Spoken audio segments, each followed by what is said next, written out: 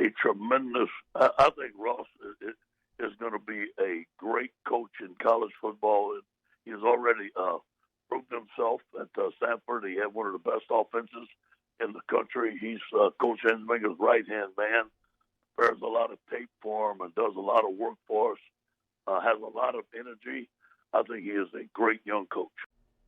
Ed Orgeron on his typical Tuesday visits right here on Off the Bench, ESPN Baton Rouge, New Orleans, Alexandria, presented every day by All-Star Toyota. That was him talking about one of the new offensive analysts that is working alongside Steve Ensminger and Scott Linehan and the crew over there, and that is Russ Callaway. Callaway has spent time on Alabama's staff, but for the last 5 seasons, he has been Samford's offensive coordinator, and as Coach Orgeron said there, Samford has been recognized continuously as one of the most dominant and consistent offenses in college football, as Callaway was the leader of that group the past 5 seasons, and now he is with LSU and joining us here on Off the Bench this morning. Coach, thank you for your time. Good morning. Yeah, thank y'all for having me. Absolutely. Can you tell us what the interest is around the LSU offense? Because people that have been watching the LSU offense as fans, as you know, for a long time with LSU, has considered it at painful. But last year was such a was such an incredible experience for not only the program but for the fan base. But as a coach, somebody that had a chance to join the offensive staff at LSU, what was the intrigue after what they accomplished last year?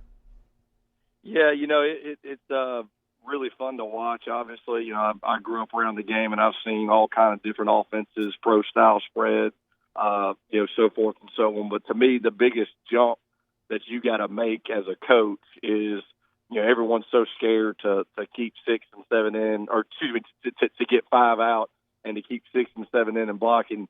Sometimes you just got to make that jump and get that back out and let them free release and let those guys go cover the playmakers that we got. And that's kind of the philosophy behind it. And it's been fun to see from a different angle, just different concepts that I'm used to, but are very obviously successful. And it's really fun working with these guys. Yeah, and so you talk about making that jump. LSU definitely did last season, committing more to like 5-man protections, getting guys out there. When you look at last year's offense and the success that it had, how much of that was schematic change? And then like how much of it was just having this transcendent type of talent at quarterback? I think it's a really good combination of both. I really do. I think LSU doing it kind of made that jump, kind of let you know where college football is right now. Because forever, like y'all said, LSU's been the ground and pound kings of the world and has been very successful at it. But at the same time, it's one of those things. I think Coach O had a vision with all the talent, and Coach E saw it as well. All the talent at the receiver and running back position, and to me, the running backs that we can get here obviously are going to be able to run the football, but we're going to get the ones that can do both, and those typically turn into first-round draft picks. And I think with the ability to run the ball just a little bit, which they were able to run the ball a lot of bit, it's just, most teams that throw it as much as LSU did, their run game's real limited, right? And they're not very good, blocking the run and all that. Well, that wasn't the case with LSU. I mean, last year, obviously, they were able to run it when they wanted to, and get the explosives off the running back twist route and the deep go balls, and I think that's what you saw with a great quarterback and Joe and everything else. Coach Orgeron was here a couple of weeks back, and he called you Steve Ensminger's right-hand man right now during the preparation. What's it like working alongside Coach E, and what's the working relationship like between you two? They don't make him any better than Steve Ensminger, and I think y'all know that. Yes, sir. They really don't. He's actually the same age as my father, and I think the reason why we work so good together is because he was a quarterback version of my dad, and I'm able to talk to my dad and tell him how I feel, and and just get, and I feel that comfort with Coach E. I feel like, hey Coach, if I want to say something, I'll say it in Hebrew. Sometimes he's, hey, I'm all for it, or hey, no, I don't like that idea, but there's no hard feelings, and we move on, and he's just a phenomenal guy. He's so fun to be around. He's just demanding enough to where everything's getting done at the way it should. But he's also, he asks about my boy and my wife and my kids and everything like that. So it's him and Coach O make this place come to work of a lot of fun. I'll be honest with you. Coach, you mentioned your father, man, and for those that don't know, Neil Callaway from Macon, Georgia, played for Bear Bryant, coached for Pat Dye, Alabama OC, Georgia OC under Rick, SEC, like a legendary coaching resume. What was it like growing up just in football like that? First off, I appreciate you saying that, but it was. I don't know anymore. All I know is that everybody asks me that, and I to this day still see things, and I'm like, my wife, she comes at me like, why are you not worried about this or not worried about that, and kids moving schools, and I'm thinking, well, babe, that's all I know, and she was implanted in one town in South Georgia for 30 years, and that's all she knows. And so honestly, I don't know, but I'll say this, I did, looking back, I think it was really good for me. I was able to go into different types of schools and different areas with different diversities, and I think that's made me a much better recruiter. Doesn't matter what school I go into or who I'm talking to. I'm all types, different backgrounds and race and religion. It doesn't matter. I'm able to kind of implant myself and make it easy for me. So it was good.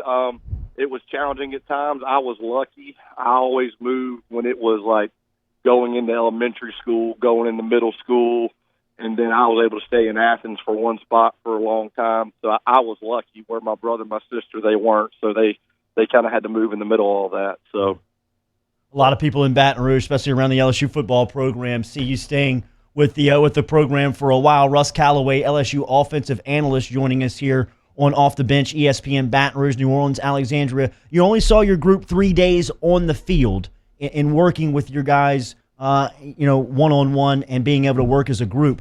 What did you take away from Myles Brennan and seeing him work just a little bit? I tell you, Myles is he's special. I really think he's got a chance to be really good. He's very, very eager to learn. You tell the guy to do something one time, Coach E tell him and it's done.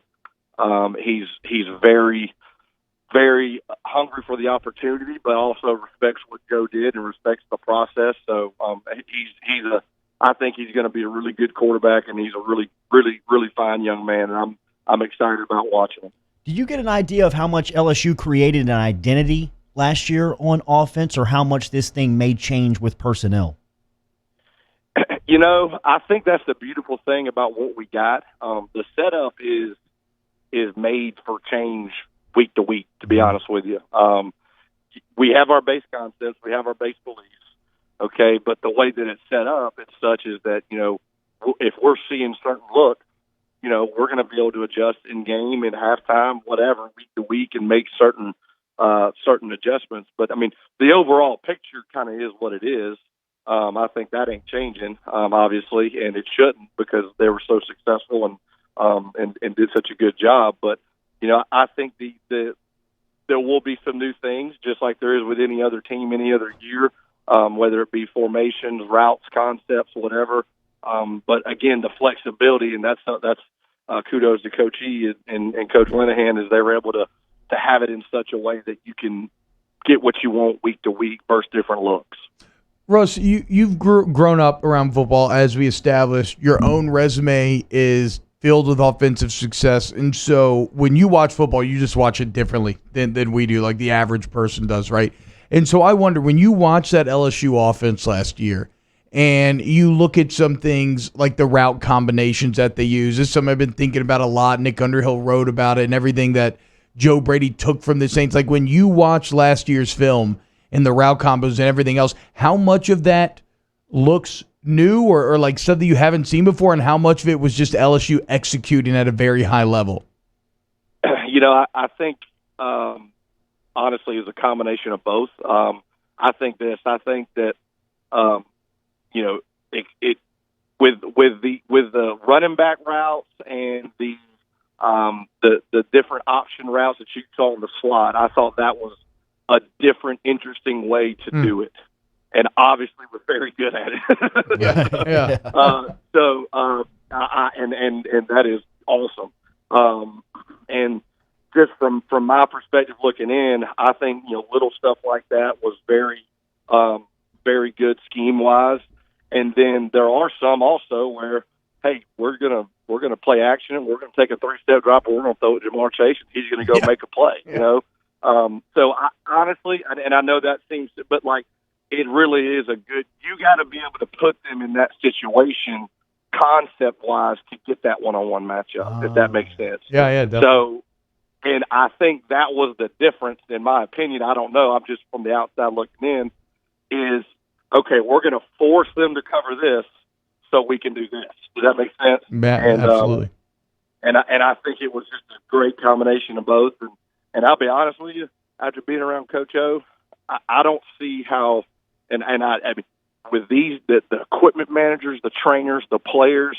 Everybody here wants to run through a brick wall for that guy. I mean, I don't see how you don't go make plays for him. I really don't. How good can 7 be? How good can Jamar Chase be? Or what type of luxury is having him as an option as as an offensive play caller or, somebody behind the scenes? Yeah, he's pretty special. I tell you, I really think if you move him to running back, he'd probably be just as good as a running back. But no, he can be really good. And I tell you what makes him really good is he listens, and like it's Coach Linehan may have a new idea, or somebody may have a new idea and a different way to think about it, and he really listens to what you're saying and wants to be good, and he's out here busting his tail. I mean, he's truly one of a kind. I think he's really special. I do. You've seen a lot of programs up close as T-Bob laid out the history in your old man and kind of where you've been. Can you speak to the culture that Coach O has created with LSU football? It seems like right now that is the center of the football universe. Let me tell you something. I don't know everything, but I've been around ball a long time, and I know what good things look like. Mm-hmm. And he's not good; he's great. Wow. I mean, this guy's unbelievable. I mean, they my kids come up here one time. They came up the next time. He remembered who they were. Brought him into his office and was, just above and beyond to my wife and my children. And here's the thing with him, okay, and just so far looking in, he has a unbelievable ability to keep the standard, and be demanding, but still show that he loves everyone in the program. And you couldn't ask one person in this building that if you thought, hey, do you think Coach O loves you? And every single one would say, absolutely loves me. Wow. I'll do anything for that guy. And I don't know where he got it from, how he learned it, what he did, but he's got it. That is no question. That is a great testimony from one of the coaches there. We're talking to LSU coach Russ Callaway here on Off the Bench, 104.5, 100.3, 94.7 ESPN. There were some other new additions to the offensive arsenal as well, with Scott Linehan replacing Joe Brady as Joe Brady leaves. What's it been like working in, it's interesting, right? It's not often when you have a guy who's like a former NFL head coach come be the passing game coordinator. What's it been like working in all those different egos and everybody in that room? Yeah, and so I think that's again a testament to Coach O and Coach E is, and I think they hire people that they know are going to fit. And obviously, Coach Linehan's a great fit. He, yes, he's been a head coach. Yes, he's been an offensive coordinator in the NFL, all that. But if you walked in our room right now, he would be as open and wanting to listen to whether it be, a student assistant or a 40-year coaching veteran. He listens, and I think that's, to me, the difference between Coach O and a lot of these guys and Coach E. Coach O and Coach E are good people. I mean, they put your egos aside. Let's all lay it out on the table, and let's get what's best for LSU football. And it doesn't matter how old you are, how young you are, where you've been, where you haven't been, and that's the way it is. And I think that's why the culture is such, is because everyone feels like they have a part, and they're able to do something, and so that would be my answer to that. Everybody that stops by here, last one for you, has a comment on Arik Gilbert. What do you make of your true freshman tight end? Yeah, he's going to be special, I think. He's I tell you, that's another one now. He's got, so you see a lot of people that are able to do some of the things route-wise and catching the ball, but they don't do it at that size, right? And that's going to be his deal, obviously. He's very special. And I tell you again, what makes him go is his eagerness to learn. He knows he can be good, but he hasn't done it yet. He hasn't proven it yet, but he feels like he will. And he just whatever Coach E or any of them guys ask him to do, he does it. And if he doesn't understand, he'll come back and ask questions. And I think that ability to kind of circle back and get it right, done the right way, that's what's going to make him very, very successful on Saturday. A belated welcome to Baton Rouge to you and your family, Coach. It's great to hear from you this morning. Thank you for your time, and have a good week. Thank you all very much. Yes, sir. Thank you, Coach. There he is, Russ Callaway, checking in from LSU football this morning. That is pretty impressive. An anonymous user says, This is nuts. This is an analyst that sounds like a head coach. Did Myles even have analysts at LSU? OLL. This culture is unbelievable. That's maybe not completely fair to Myles, because when did analysts really become a thing? When are we talking about? Like 5 years ago, 7 years ago? Saban brought him in. Saban brought him in. He was ahead of the curve, no doubt. So Myles may have had a couple, but no doubt LSU under Orgeron has done an unreal job of catching up and getting like really talented people to accept these positions. Close that hour one next. Off the Bench with Kalana and T-Bob.